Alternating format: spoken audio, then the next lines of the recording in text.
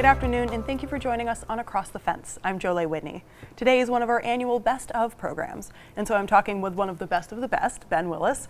Good to visit with you as always. Thank you for joining us. Yeah, no, I love being here. This year in review is my favorite episode to get to do every year. And we're happy to have you, and this has actually been a pretty big year for you and your family. Have you started teaching your daughter how to shoot and edit yet?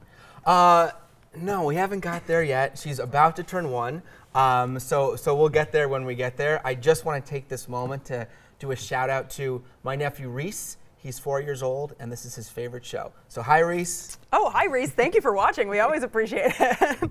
And so when we asked you to kind of put together this list, the first story that really stood out to you was a trip you and our producer Keith Silva took to one of the more restricted places in Vermont. Tell me about that. Yeah, this was really awesome. So we went with Professor Nick Gotelli from UVM to Molly Bog, which is this restricted area that most people, the general public, can't access. So it was sort of this place I really wanted to get to. And so Nick took us in, and yeah, let's take a look. Molly Bog's status as a protected site means it's closed to the general public due to its fragile and unique ecosystem. On this day, Across the Fence has been given special permission to enter the bog, which is easier said than done. Be careful we don't get tree branches swapped back at you. We made our way through the dense forest toward the bog, led by Dr. Gotelli, and joined by my Across the Fence colleague Keith Silva, and by Joshua Benish. Watch your feet right here. There's some holes because of the tree roots.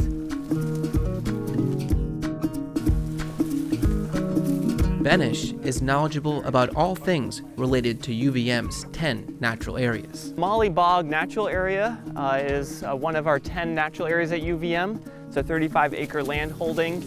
The national landmark has 110 acres in total. UVM owns 35 acres. This is an extremely sensitive location. We want to minimize the impact on this ecosystem as much as possible. We limit the use of this natural area to very small groups and research. As we approach the heart of Molly Bog, the landscape transforms. The dense trees thin out, and the familiar green gives way to a striking red carpet. This is no ordinary ground, but a mat of peat floating on a hidden layer of ancient acidic water. The whole thing, like I said, we're on a giant floating mat. If you flex your feet, you'll feel that this thing will kind of wobble, especially as we get a little further out here.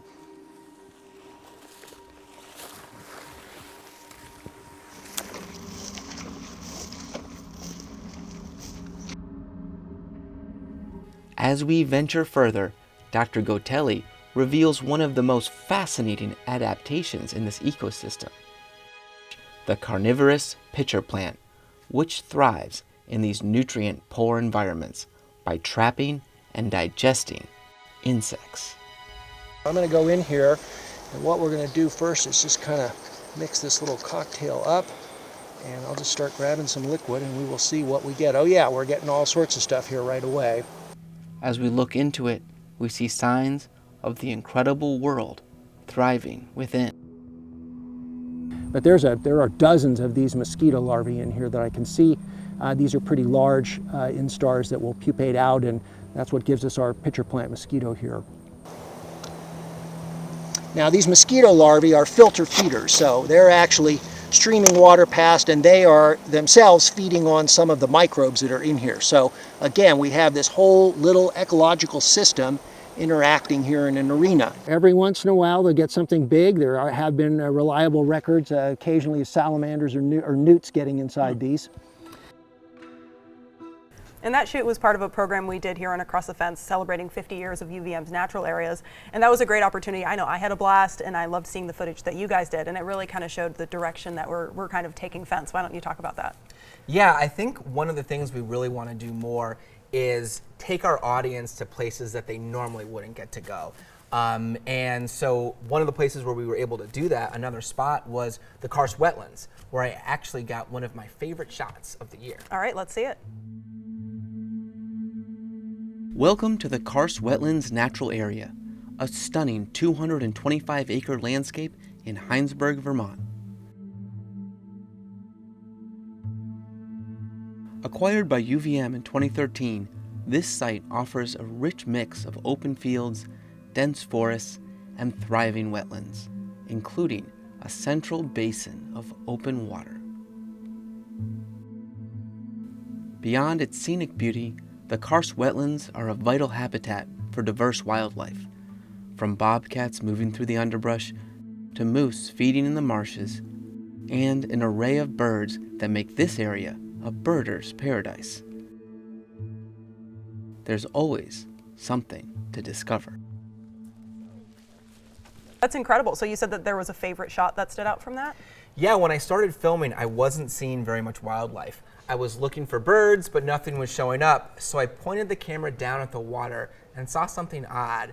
A piece of debris moving against the current. That caught my eye. So I used the zoom lens on our drone to get closer, and suddenly this debris started moving. It was a snapping turtle. Oh my gosh, what luck.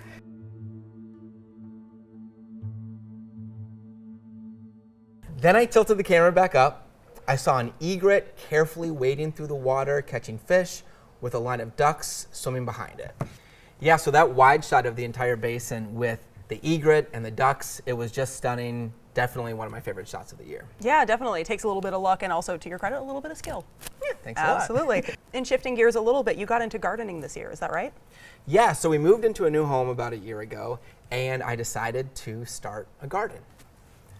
I didn't plan on it becoming such a big project, but as many gardeners or homesteaders can relate, mission creep took over and it just kept growing. I bought blueberry bushes, but when I got my soil test results back from the UVM soil lab, I found the soil was severely lacking in organic matter and nutrients, plus the pH was way too low for blueberries. Fun fact, you need to start acidifying the soil about a year in advance to grow them properly. It takes many wheelbarrows of soil, but finally, my garden begins to take shape, and the blueberry bushes go in. Well, we've planted 3 different varieties of blueberries: Blue Crop, Blue Jay, and 2 Patriots over this way. We'll see if all this work was worth it, and if I have any blueberries to share, I'll be sure to bring them by the studio.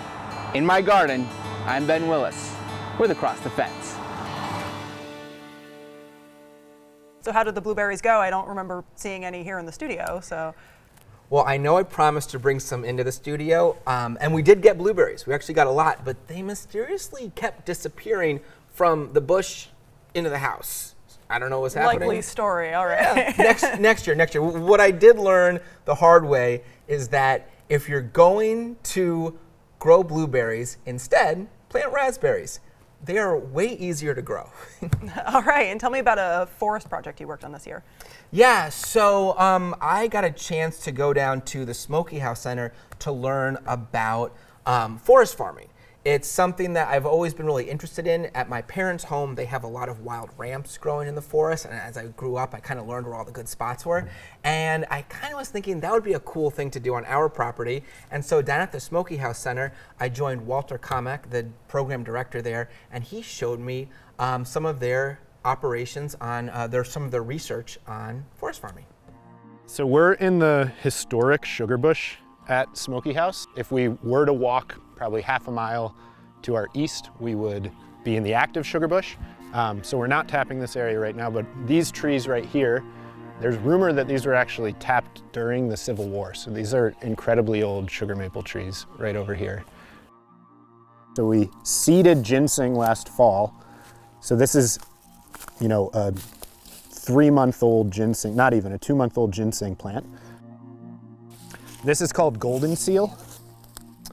So this is a native plant. These are all native plants that we focus on that naturally occur in our forests. And they are valued by people for various reasons. So golden seal and bloodroot both have medicinal qualities. And because of that, there are these existing markets for these plants that have created a lot of demand. And that demand is met by generally people going into the woods and harvesting wild populations. So what we're trying to accomplish with forest farming is to actually empower people to grow these crops in their woods. And what that does is, one, it provides an alternative income for, say, a farmer who has a woodlot, or a forest landowner, but it also then actually helps to conserve these native plant populations because you're actually having people source those plant materials from sustainably grown populations instead of wild populations. So forest farming is sort of at once an agroforestry practice, but also a conservation practice. So this is sort of a different aged and 3 species forest farming system. And we're gonna monitor this over the years and see how it develops. And it's part of sort of a farm trial where we've planted these species out in different sites, and we'll take soil samples and see how they grow. And we're doing a lot of other research on these crops here as well. Ben, I was telling our producer this is one of the highlights of my year is seeing all the work that you've done. And so he said that he promised you would end on a happy note. Tell me about this last story you did. Yeah, so for the last one, we went to Shelburne Farms earlier this year for spring lambing, and the shoot was pure joy.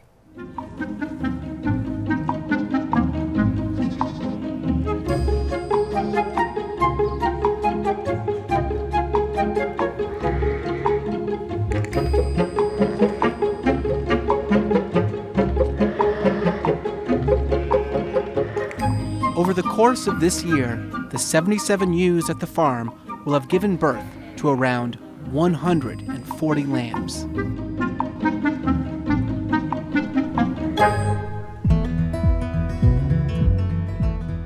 Sam Dixon, the farm manager, oversees all operations at the dairy, including managing the farm's sheep flock. We've had one set of quadruplets and some triplets, but mostly twins, and a few singles. These are really good, hardy sheep for New England that do very well in our climate, have twins, good moms.